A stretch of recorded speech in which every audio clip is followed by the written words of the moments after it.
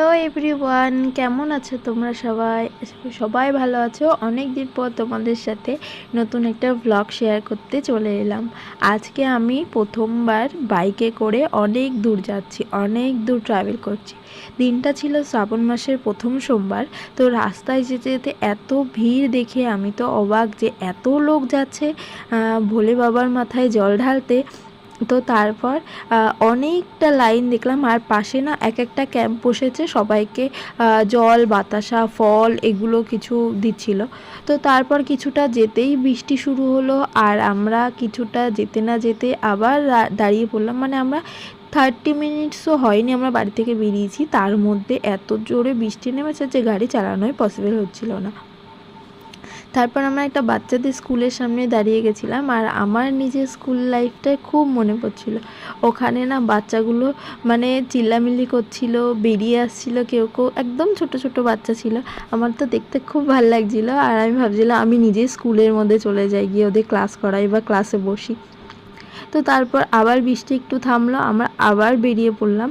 আমরা রেনকোট ছাতা কিছুই নিয়ে যাইনি, আমরা খুব এক্সাইটেড ছিলাম যাওয়ার জন্য। আমরা আগে থেকে বুঝতেই পারিনি যে এত বৃষ্টি হবে। অ্যাকচুয়ালি বৃষ্টি হচ্ছিল না, খানিকটা বৃষ্টি হচ্ছিল। আমরা যাচ্ছিলাম, আবার বৃষ্টি কমছিল, তারপর আবার বৃষ্টি হচ্ছিল, যেই গাড়িতে উঠছি তারপর যেন আবার বৃষ্টি হচ্ছে। তো যেতে যেতে একটা খেলার মাঠের সামনে দাঁড়িয়েছিলাম, আর দেখো সবাই ফুটবল খেলছে বৃষ্টিতে ভিজে ভিজে, ছোট ছোট বাচ্চারা ছিল। আমি তো আমার স্কুল লাইফে বা আমি যখন ছোটো ছিলাম এরকম মাঠে কাদার মধ্যে ফুটবল খেলতাম, হেভি মজা হতো, আমার অনেক বন্ধু বান্ধব ছিল।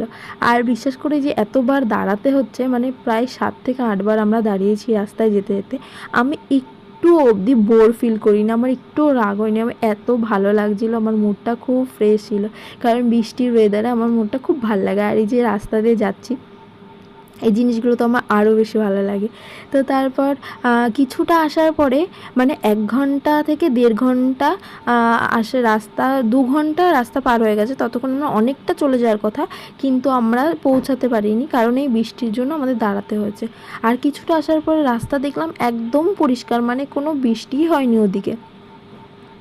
তো আবার কিছুটা যাওয়ার পরে আবার বৃষ্টি নেমেছে, গুঁড়ি গুঁড়ি বৃষ্টি হচ্ছিল। আর তারপর তো আমরা একটা দোকানের নিচেই চলে গেছিলাম গাড়ি নিয়ে, আর সেখান থেকে নামিনি। আমরা বেড়াচাপা পৌঁছে গেছিলাম, এটা বেড়াচাপা রাজবাড়ি ছিল। তারপর আমরা মেন রোডে উঠেছি, আর মেন রোডটা কত সুন্দর, জাস্ট দেখো মেন রোডে গাড়ি চালাতে অত বেশি টাইম লাগে না, একদম স্মুথলি চলে যাওয়া যায়। এটা হচ্ছে নিউ টাউনের রাস্তা ছিল, তোমরা যারা যা আসা করো তারা হয়তো জানো। আর এত দূর বাইকের পিছনে বসে আমার না খুব বিরক্ত লাগছিল, লাস্টে তোমার পা মাজা ব্যথা হয়ে গেছিলো। তো তার